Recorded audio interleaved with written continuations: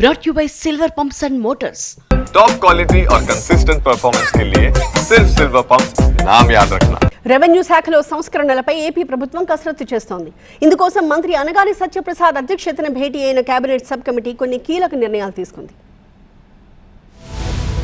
Revenue శాఖ మంత్రి అనగాని సత్యప్రసాద్ అధ్యక్షతన భూ పరిపాలనా సంస్కరణలపై కేబినెట్ సబ్ కమిటీ సమావేశం నిర్వహించారు. ఫ్రీ హోల్డ్ భూములు 22A నుంచి భూముల తొలగింపు, నాలా రద్దు, సాదా బైనామాలపై మంత్రివర్గ ఉపసంఘంలో చర్చించారు. పేదలకు న్యాయం జరిగేలా ఫ్రీ హోల్డ్ భూములపై నిర్ణయం తీసుకుంటామని మంత్రి అనగాని సత్యప్రసాద్ వెల్లడించారు. ఫ్రీ హోల్డ్ భూముల్లోని 10 కేటగిరీలకు గాను 8 కేటగిరీలకు మంత్రివర్గ ఉపసంఘం గ్రీన్ సిగ్నల్ ఇచ్చిందన్నారు. దాదాపు 3 లక్షల ఎకరాల భూముల్ని వైసీపీ ప్రభుత్వం ఫ్రీ హోల్డ్ చేసిందని ఆగ్రహం వ్యక్తం చేశారు. ఈ భూములను ఫ్రీ హోల్డ్ చేయడంపై సీఎంతో చర్చించి చట్టపరమైన చర్యలు తీసుకుంటామని స్పష్టం చేశారు.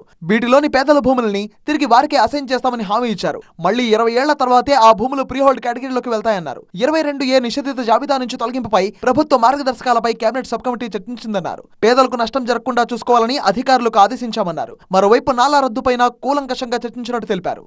ఏమండి, ఇప్పటి నుంచి నాకు ఇంటి పనిలో కొంచెం ఎక్కువ హెల్ప్ చేయండి. ఎందుకు? నీకు జాబ్ దొరికిందా? నాకు నేనే బాస్ అవ్వాలనుకుంటున్నా. ఎలా? బాస్ వాలా బీ ద బాస్. వంకలు, చెరువుల్లో కట్టడాలు నిర్మించి వర్షాలు, వరదలకు అవి మునిగిపోయే పరిస్థితి రానియకుండా చూసేందుకు ఏ నిబంధనలు పెట్టాలి అనే దానిపై వారు చర్చించారు. మరోసారి సమావేశమైనప్పుడు భూ పరిపాలనలో ఇతర అంశాలకు సంబంధించి తీసుకోవాల్సిన నిర్ణయాలపై చర్చిస్తామని తెలిపారు.